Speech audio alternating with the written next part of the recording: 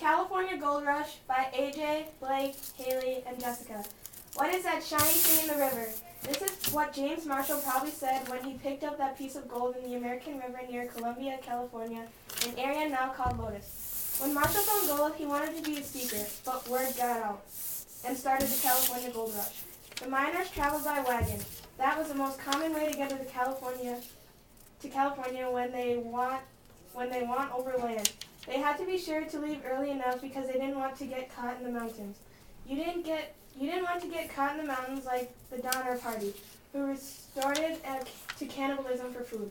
Coming by wagon had its advantages. You could bring a lot of more stuff with you, yet many people died of starvation, illness, and drowning. The life as miners was tough. In the early days, the gold was so abundant that all you needed was a knife, pickaxe, shovel, and a pan.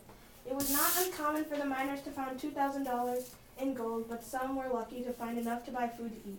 Most of the food was cooked over an open flame, and fires destroyed most of their town. Disease was also common, because miners rarely took baths, and scurvy was also common for the lack of fruits and veggies. In 1849, the gold rush was in full swing. People from all over the United States and the world came to strike it rich. The area became heavily populated. The people that sold the supplies were doing better than miners. The gold rush brought people of all nationalities together. The Chinese and Americans worked together to find gold. Unfortunately, in the 1950s, gold became less common.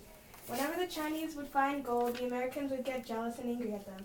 They didn't treat the Chinese very well, as Americans would cut their hair, which was very scared of them. But after the Chinese were kicked out of mining, they started a little town that was called Chinatown, which became one of the biggest towns in California. The gold rush brought a great economy to California. All types of stores were thriving, and farming in California was great. On September 9, 1850, California became the 31st state of the United States of America. The gold rush left a great legacy behind. It showed us that Boomtown can survive. It made California a state. Who would have thought? Well, that's for all, folks.